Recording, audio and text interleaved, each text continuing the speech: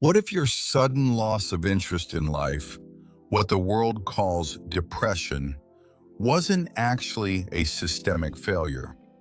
What if that feeling of nothingness anymore wasn't a sign of collapse, but rather a sign that you've finally begun to see through the illusions you borrowed? Don't fear the emptiness, because perhaps you're not losing yourself. You're just losing the map to a land that doesn't exist. Not with drama, not with fireworks, just a gentle loss of interest, a fading of color, a strange emotional dimming where the things that once pulled you forward no longer seem to have any weight. You wake up one morning and notice that the urgency is gone. The old excitement doesn't quite arrive on time anymore. The future, which once sparkled with promise or dread, now feels oddly neutral. You still go to work, you still answer messages, you still show up, but the inner engine that used to hum with ambition, anxiety, or desire has gone silent. And naturally, the mind panics. It starts asking questions in a worried tone. What happened to me? Did I break something? Why don't I care the way I used to? Because in the world we were trained in, caring looks a very specific way. Caring looks like striving. It looks like hunger. It looks like wanting to become more than you are. So when that hunger fades, when the appetite for becoming weakens, the conclusion seems obvious. Something must be wrong. Something must be missing. After all, a healthy person is supposed to want things. A healthy person is supposed to be motivated. A healthy person is supposed to be chasing something just beyond their reach. And yet, what if the fading of that chase isn't a malfunction at all? What if it's the first quiet sign that something has been seen through? Most people don't realize how much of their emotional life is borrowed.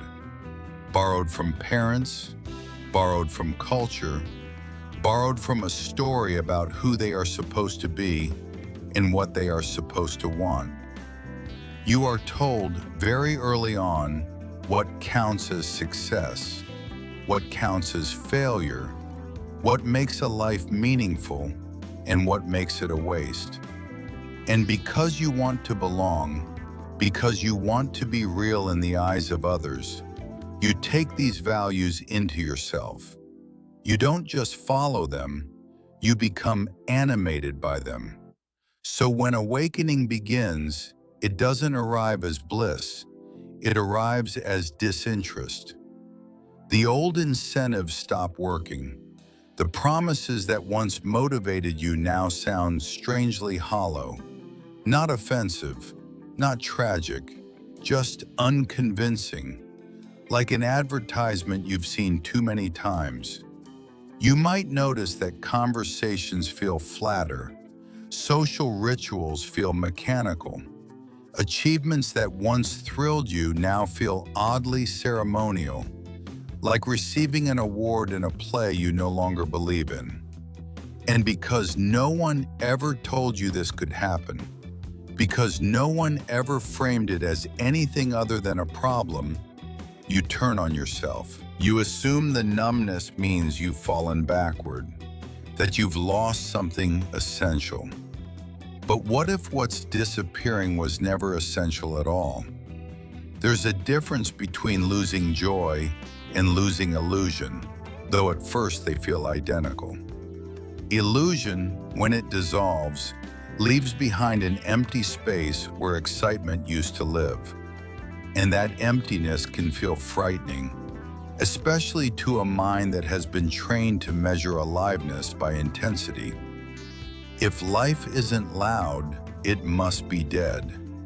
If it isn't dramatic, it must be broken. This is where the misunderstanding begins. Because the mind wants movement, it wants contrast, it wants tension, and release. It wants to feel important in the story of the universe. And when that story starts to lose its grip, the mind interprets the quiet as loss. But what's actually happening is far subtler. You are no longer being pushed around by the same invisible strings. Alan Watts once spoke about life as a game, a dance we forget we are playing. And when you're fully absorbed in the game, everything feels urgent. Winning matters, losing hurts. The rules feel sacred. But the moment you glimpse that it is in fact a game, something strange happens. You don't necessarily stop playing right away, but you can't play with the same seriousness anymore. The tension loosens. The emotional investment thins. And from the inside, that thinning feels like emptiness. The problem is that we've been taught to distrust emptiness. We've been taught that an empty room must be filled, an empty calendar must be packed, an empty feeling must be diagnosed. So when the old meanings fall away and nothing rushes in to replace them, the experience is labeled flat, unmotivated, disconnected, depressed. But consider this. When a loud machine shuts off after running for years, the silence that follows can feel unsettling. Not because the silence is wrong, but because your ears are still ringing. You were adapted to the noise. You learned to call it normal. In the same way, when the constant internal pressure to become someone finally eases, the nervous system doesn't immediately recognize peace. It recognizes absence. And absence to a mind addicted to striving feels like a void. This is why the first phase of awakening often feels disappointing. You expected clarity. You expected relief. You expected some dramatic shift that would announce itself with certainty. Instead, you get this quiet indifference, this emotional neutrality, this sense that the world hasn't changed, but your relationship to it has subtly cooled. And that cooling can be misread as sadness. Yet notice something important. The sadness isn't sharp. It isn't tortured. It doesn't scream. It hums softly, like an unanswered question rather than a wound. It's less, "I am broken," and more, "I don't know why this matters anymore." That distinction matters, even if it's hard to articulate at first. Because what's fading isn't your capacity to feel. It's your compulsion to care in prescribed ways. You're no longer fueled by the same fears. The fear of falling behind, the fear of not being enough, the fear of wasting your life. Those fears don't vanish overnight, but they lose their authority. They start sounding repetitive, predictable, almost boring. And boredom, in a culture obsessed with stimulation, is treated as a kind of emotional crime. So you sit there, in this strange in-between space, wondering if you've lost your edge, your spark, your reason for getting up in the morning. Wondering why everything feels so ordinary. And you don't yet realize that this ordinariness is precisely the point. Life is no longer trying to impress you, and you are no longer trying to impress life. That realization doesn't feel triumphant. It feels anticlimactic, which is why so many people turn back at this stage. They try to resurrect the old motivations. They force enthusiasm. They reattach themselves to goals that once gave them an identity. Not because those goals are true, but because the quiet feels unbearable. But this quiet isn't the end of feeling. It's the end of false urgency, and what comes next can't arrive until this space is allowed to exist. What's unsettling about this phase is not just the quiet itself, but what the quiet reveals. Because when the old motivations fall silent, you begin to notice how much of your life was powered by a kind of hypnosis. Not a sinister one, a very polite one. A collective agreement to take certain things seriously and ignore others entirely.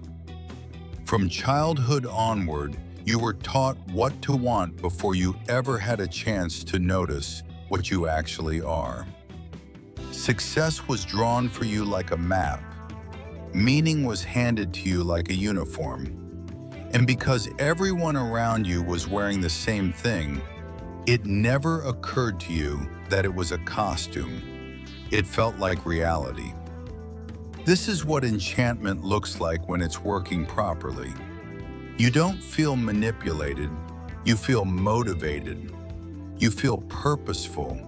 You feel alive. You wake up every day knowing what matters, what doesn't, and roughly where you stand in the hierarchy of importance. The spell is efficient. It gives you direction, identity, and a sense of progress. And it does all of this by convincing you that the game is not a game at all. So when awakening begins, it doesn't announce itself as wisdom. It announces itself as disenchantment. Suddenly, the prizes don't sparkle the way they used to. Titles sound ceremonial. Status feels theatrical. You notice how often people are rushing, not toward joy, but away from an unnamed anxiety. You see how conversations loop around the same themes: achievement, fear, comparison, self-improvement, like a wheel that never quite arrives anywhere. And once you see this, you can't unsee it. The spell doesn't shatter violently. It loosens, it thins, it becomes transparent. And the moment it does, the emotional fuel it once provided drains away. Not because you become cynical, but because you become honest. The game no longer convinces you that winning will save you. Alan Watts had a way of pointing out that life, when misunderstood, becomes a serious affair. But when seen clearly, it resembles play, a dance, a cosmic improvisation pretending for a moment to be a struggle. The trouble is, when you've been dancing while believing it's a battlefield, the moment you realize it's music instead feels disorienting. Your body pauses. The steps you memorized no longer make sense. So you stand there mid-movement while everyone else keeps marching. From the outside, it looks like you've lost ambition. From the inside, it feels like you've lost belief. Not belief in life, but belief in the urgency of the rules you were following. And without that belief, the emotional momentum collapses. This is why awakening often masquerades as apathy. You're no longer emotionally bribed by imaginary futures. You don't feel the same thrill at the idea of making it. You notice that the ladder you were climbing is leaning against a wall you no longer care to reach. And when you step off, even briefly, gravity doesn't immediately replace momentum with joy. It replaces it with stillness. Stillness to a culture addicted to acceleration feels like emptiness. So the mind starts narrating again. It says you're unmotivated. It says you've lost your drive. It says you should want more. It compares you to others who still seem passionately invested in the game and concludes that something has gone wrong with you. After all, everyone else looks busy. Everyone else looks convinced. But conviction is not the same as truth. What you're actually seeing, often for the first time, is the machinery behind meaning. You notice how goals manufacture desire, how desire manufactures effort, how effort manufactures identity. You see that the sense of me you were defending was stitched together from roles, expectations, and remembered praise. And once you notice that, enthusiasm can't be summoned on command anymore. It's like discovering that the currency you've been chasing is fictional. You can still trade with it, you can still participate, but you can't forget that it's symbolic. And symbols lose their hypnotic power once they're recognized as symbols. So the world starts to feel flatter, not sadder, flatter, like a set without the lighting, like a stage after the audience has gone home. Everything is still there, but the emotional exaggeration has drained away. This is where many people mistake clarity for despair. They assume that meaning must feel intense to be real, that aliveness must feel dramatic, that if life doesn't feel like a struggle or a triumph, it must be failing to deliver something essential. But intensity was never the measure of truth. It was simply the byproduct of belief. When belief loosens, intensity fades. And in its place, there's an uncomfortable neutrality, a sense of hovering just outside the story. You're still in the world, but not fully enchanted by it. You still participate, but without the old emotional hunger. You go through the motions, but the motions no longer promise salvation. This is the moment when many people try to re-enchant themselves. They look for a new ideology, a new identity, a new mission that will restore the feeling of importance. They mistake the absence of excitement for a mistake that needs correction. But what they're really encountering is the pause between spells. Because awakening doesn't immediately hand you a better game. It takes away your belief in the necessity of playing one at all. And that can feel terrifying. The ego, which thrived on goals and comparisons, begins to feel irrelevant. It doesn't know how to justify itself without a scoreboard, so it whispers doubts. It frames clarity as loss. It calls disinterest depression, not because it's evil, but because it doesn't know how to exist without stakes. Yet what's being revealed here is something quietly radical. You're beginning to see life without the imposed urgency of becoming someone else. You're noticing experience without constantly translating it into progress or failure. And yes, at first this feels dull, because you were trained to confuse drama with meaning. The disenchantment phase is not about rejecting life. It's about seeing through the exaggeration that once made life feel like a problem to solve. The game hasn't ended. You've simply noticed the rules are optional. And that realization doesn't explode into joy. It settles into silence. A silence that feels empty only because it hasn't yet been recognized as freedom. There's a reason this phase doesn't feel liberating right away. Because what's dissolving isn't just interest in the game. What's dissolving is the one who needed the game to feel real. And when that begins to happen, it doesn't register as awakening. It registers as loss. You see, the ego doesn't disappear politely. It doesn't step aside and applaud your insight. It fades the way a shadow fades at dusk, slowly, ambiguously, leaving you unsure whether anything solid is still there at all. And because the ego has always spoken in the language of importance, its weakening feels like a personal diminishment. Less drive, less certainty, less urgency, less me.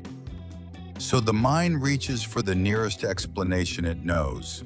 Something is wrong with me. I'm failing at life. I've lost my edge. I've become empty. But emptiness is not the same as absence.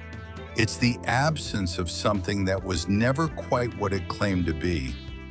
The ego was never a thing. It was an activity, a constant narration, a reflexive tightening around experience that said, "This matters to me," or "This threatens me," or "This proves me."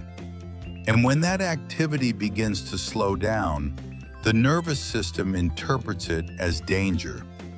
Because for years, maybe decades, the ego's voice was equated with aliveness itself. Without that voice, the world feels strangely distant. You're still here, but the center has gone quiet.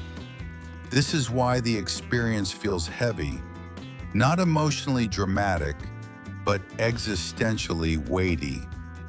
There's a grief that doesn't quite know what it's grieving, a sadness without an object, a sense that something important has ended, even though you can't point to what it was. And that makes the mind deeply uncomfortable. The mind prefers problems it can solve. It prefers enemies it can name. But here, there's nothing to fix and no one to blame. The suffering comes not from pain, but from ambiguity, from standing in a place where the old self no longer fits, and the new self hasn't arrived because there is no new self waiting to replace it. Alan Watts often pointed out that the ego is like a knot in the flow of experience, a tension pretending to be a controller. When that knot loosens, the sense of control loosens with it. And control, for the ego, was safety. So its relaxation feels like vulnerability, exposure, a kind of inner nakedness. This is where the feeling of depression often intensifies, not because things are getting worse, but because the ego is losing its grip. And it does what it has always done in moments of threat. It creates a story. The story goes like this. You used to be motivated. You used to care. You used to have direction. Now you don't. Therefore, you are declining. Therefore, something must be done. But notice how subtle this move is. The ego frames its own fading as a problem that needs intervention. It presents itself as the solution to the discomfort it is generating. If you could just get back to wanting things, if you could just feel driven again, if you could just be normal. Normal in this sense means identified, so the experience becomes doubly uncomfortable. There's the natural emptiness that comes from disidentification. And then there's the secondary anxiety layered on top, the fear that this emptiness means you're disappearing. And in a way you are, but not in the way the mind imagines. What's dissolving is not your capacity to live. It's your compulsion to define yourself. The personality you spent years constructing, polishing, defending, improving, begins to feel artificial. Not wrong, just unnecessary. Like a formal outfit worn long after the occasion has ended. Taking it off doesn't feel immediately freeing. It feels exposed. This is why the language of death appears so often in spiritual traditions. Not because something tragic is happening, but because something final is. A way of being is ending. A certain tension is releasing. And endings, even gentle ones, carry a gravity that feels somber. The ego doesn't want to die because it cannot imagine life without being in charge.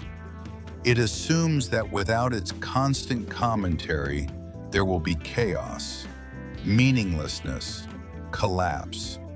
So it resists by dramatizing the transition. It calls the quiet a void. It calls stillness emptiness. It calls neutrality despair. Yet beneath that resistance, something remarkably calm is already present. There is awareness of the discomfort. There is space around the heaviness. There is a sense, however faint, that what's happening is being observed, not drowned in. This is crucial because it means you are not trapped in the experience. You are witnessing it. And that witnessing has always been there. The ego's fading does not take awareness with it. If anything, awareness becomes clearer as the noise recedes. But because awareness doesn't shout, because it doesn't argue or demand, it's easy to overlook. Especially when the mind is busy mourning its own importance. So the days feel slower, the highs are muted, the lows are quieter. You move through routines with less emotional charge. And this neutrality is mistaken for numbness. But numbness implies shutdown. What's happening here is subtraction. The extra commentary is being removed. The constant self-reference is thinning. Experience is no longer being filtered through the question, what does this mean about me? And without that filter, life loses its melodrama, which is exactly why it feels unfamiliar. You are trained to believe that meaning comes from struggle, that identity comes from effort, that worth comes from improvement. When those assumptions fall apart, there's a period of psychological freefall. Not because there's nothing to land on, but because you're no longer gripping the walls. And freefall feels like failure if you expected a staircase. This is the phase where patience matters, though it cannot be forced. The ego wants resolution. It wants a new role. It wants a new narrative that will restore its sense of centrality. But awakening does not negotiate with the ego. It outweights it. The heaviness you feel is not a sign that you're sinking. It's the sensation of standing without armor for the first time. And armor, once removed, leaves the body feeling strangely heavy, as if it had been holding itself up against an invisible enemy. There was never an enemy, only tension. So if this phase feels dark, it's not because the light has gone out.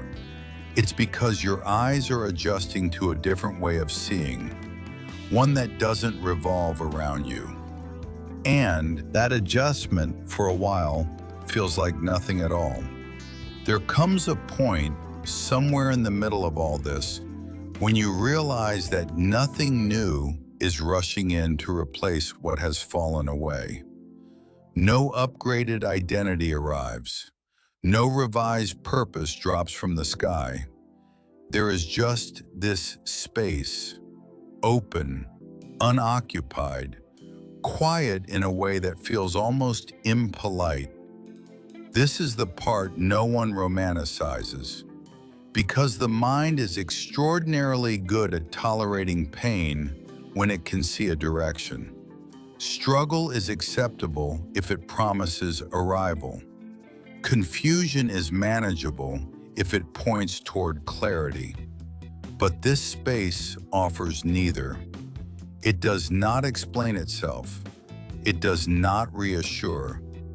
It does not promise that what comes next will be better, brighter, or more meaningful in any familiar sense. It simply remains. And the temptation here is enormous. to fill it, to name it, to rush through it as if it were a hallway rather than a room, to decide prematurely what this silence must mean. But this silence is not waiting to be interpreted, it is waiting to be noticed. Most of your life, silence was treated as a gap between important things, a pause before the next task, a moment to be endured until something productive resumes. You learn to associate quiet with boredom, boredom with failure, and failure with something being wrong. So when awakening leads you into a prolonged quiet, the reflex is to assume you've stalled. But consider music for a moment, not the notes, but the space between them. Without silence, sound would collapse into noise. Without pauses, rhythm would dissolve into chaos. The silence is not the absence of music. It is the condition that makes music possible. In the same way, this empty space is not a mistake in the process. It is the process. You are between stories now. The old narrative no longer convinces you, and the new one hasn't formed because it isn't meant to. This is not a transition from one identity to a better one. It is a loosening of the need for identity altogether. And that kind of loosening does not announce itself with clarity. It announces itself with nothing in particular. So the days feel oddly featureless. You do what needs to be done, but without the old emotional commentary. You notice things without rushing to judge them. You experience moments without immediately converting them into memories or lessons. Life is happening, but it's no longer constantly reporting on itself. And the mind doesn't know what to do with that. It keeps asking, quietly at first, then more insistently, is this it? Is this all there is? Shouldn't there be more feeling than this? But what it really means is, shouldn't I be more involved? This is where Alan Watts' notion of the wisdom of insecurity becomes relevant, though it's rarely understood at first. The mind equates security with certainty, and certainty with control. It wants to know who it is, where it's going, and why it matters. This space offers none of that. It offers presence without explanation, awareness without a storyline. And to the ego, that feels like standing on air. So it tries to rebuild. It suggests new projects, new missions, new ways of being someone. It whispers that meaninglessness is dangerous, that emptiness is irresponsible, that silence is something only allowed briefly before you must return to doing. But the silence does not cooperate. The more you try to fill it, the more obvious the filling feels, the more artificial the effort becomes. It's like trying to decorate an open sky. Nothing quite sticks. This is the quiet work of undoing. The space is clearing out not just goals, but the habit of goal-seeking itself. Not just identities, but the reflex to ask, who am I supposed to be right now? It is teaching you, without words, that life does not need to justify itself to you. That existence is not an argument to be won or a problem to be solved. This realization does not feel profound when it first arrives. It feels uneventful, which is exactly why it's so often overlooked. You might catch yourself thinking that you've become passive, that you're disengaged, that you've lost your spark. But look more closely. There is still movement, still responsiveness, still attention. What's missing is the inner narrator demanding that everything leads somewhere else. The absence of that narrator creates a peculiar calm, not a blissful calm, a neutral calm. A calm that feels almost suspicious because it doesn't congratulate you for achieving it, it simply exists. This is where many spiritual descriptions go wrong, because they try to dramatize what is essentially ordinary. They speak of illumination, transcendence, awakening as fireworks, but the truth is much quieter. It feels more like sitting down after carrying something heavy for a long time, and only then realizing how tense you were. The silence isn't empty, it's unburdened. But until that's recognized, it can feel bleak. Because the mind wants color, it wants contrast. It wants stories with beginnings and endings. Silence offers no plot. It doesn't move forward. It doesn't build. It doesn't improve. It just is. And that just is can feel unbearable if you were trained to believe that your worth depends on motion. So you wait. Not intentionally. Waiting implies expectation. You simply remain. And in that remaining, something subtle begins to shift. The silence stops feeling like a void and starts feeling like space. Not space as in emptiness, but space as in room. Room to breathe without performing. Room to notice without labeling. Room to exist without constantly adjusting yourself to fit an imagined future. This is not yet joy. It's not even peace in the way peace is usually marketed. It's more like intimacy, a directness with experience that doesn't require enthusiasm to validate it. You begin to sense that life doesn't need your commentary to be alive, that presence does not require purpose to justify itself, that meaning, when it appears, does so quietly, without announcing its credentials. And the most unsettling part of all is this: nothing dramatic happens to mark the transition.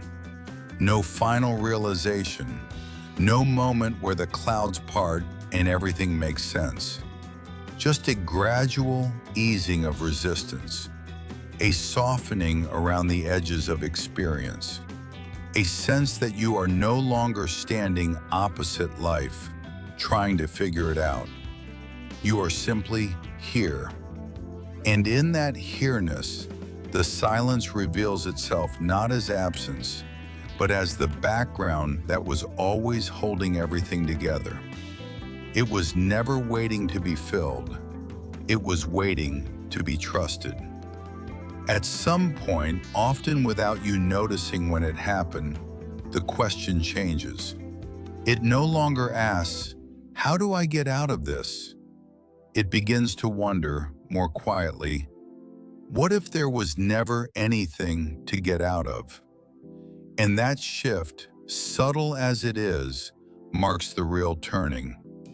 Because what slowly becomes clear is not a new philosophy, not a better explanation of life, but a simple, unsettling recognition. Nothing essential is missing. Nothing has been taken from you. Nothing needs to be repaired before you're allowed to be here. The sense of depression that once seemed so convincing begins to look different in this light. It wasn't a collapse of meaning. It was the collapse of borrowed meaning. The meanings that required constant effort to sustain. The meanings that depended on comparison, urgency, and becoming someone slightly more acceptable in the future. When those fall away, what remains is not despair, it's ordinariness. And ordinariness, to a mind trained on drama, feels like failure. But look again, you're still breathing, still noticing, still responding to the world. You still laugh, though maybe more softly. You still feel sadness, though it doesn't define you. You still participate in life, but without the internal pressure to turn every moment into a stepping stone towards something else. This is where many people expect a payoff and feel disappointed when it doesn't arrive. They assume awakening should feel like perpetual peace or radiant joy, but that expectation itself belongs to the old game, the game of improvement, the game of arrival. What's emerging here isn't an improved version of you. It's the absence of the need to improve.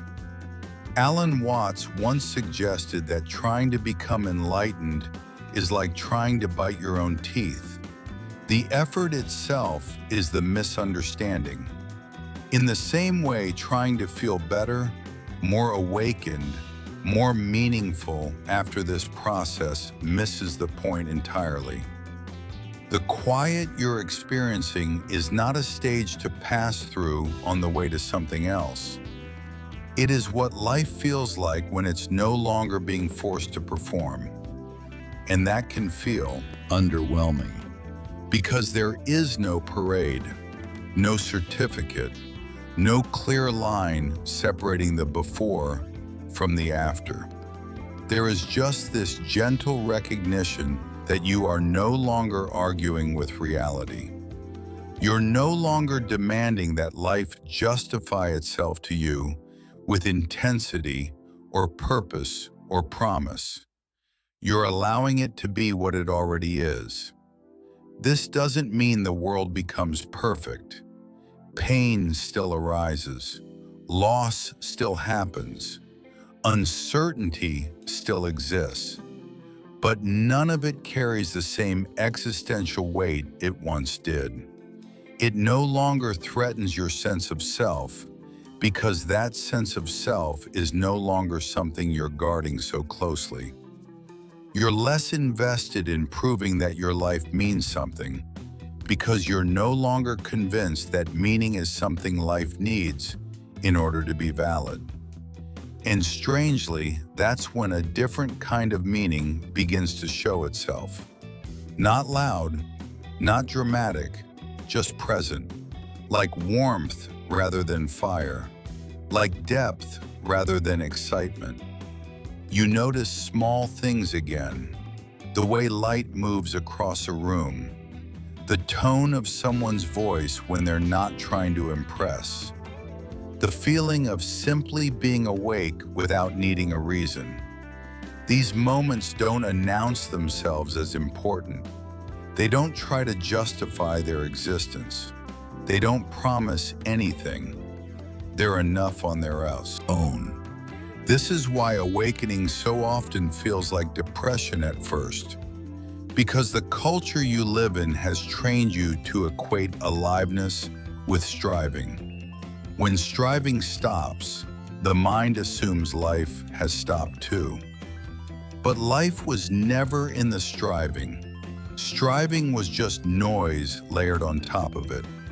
What you're touching now is quieter than happiness and deeper than motivation. It doesn't motivate you to do more. It doesn't encourage you to become better. It doesn't even ask you to understand it. It simply invites you to stop insisting that something else should be happening. And when that insistence relaxes, even slightly, there's a sense of coming home that doesn't feel dramatic enough to celebrate. It feels obvious, almost embarrassingly simple. Of course, this is it. What else could it have been? So if you're listening to this and recognizing yourself in the flatness, the disinterest, the quiet confusion that once worried you, consider this gently. Maybe you weren't losing your way. Maybe you were losing the map. And maybe the anxiety came not from being lost, but from standing somewhere that no longer needed directions. There is nothing you need to do with this recognition. no attitude to adopt, no insight to cling to. Even turning it into an identity would miss the point. Just notice. Notice the quiet when you stop asking what comes next. Notice the ease that appears when you stop trying to fix yourself. Notice how life continues perfectly well without your commentary. And if something in you feels a small sense of relief hearing this, not excitement, not certainty, just relief, let that be enough. You don't need to name it. You don't need to share it. You don't need to build anything on top of it. But you might want to sit with it for a moment longer. Because what you thought was depression may have been the moment you finally stopped running from being exactly where you already are. What in your life used to be very important, but now feels like a mere decorative item that has lost its significance?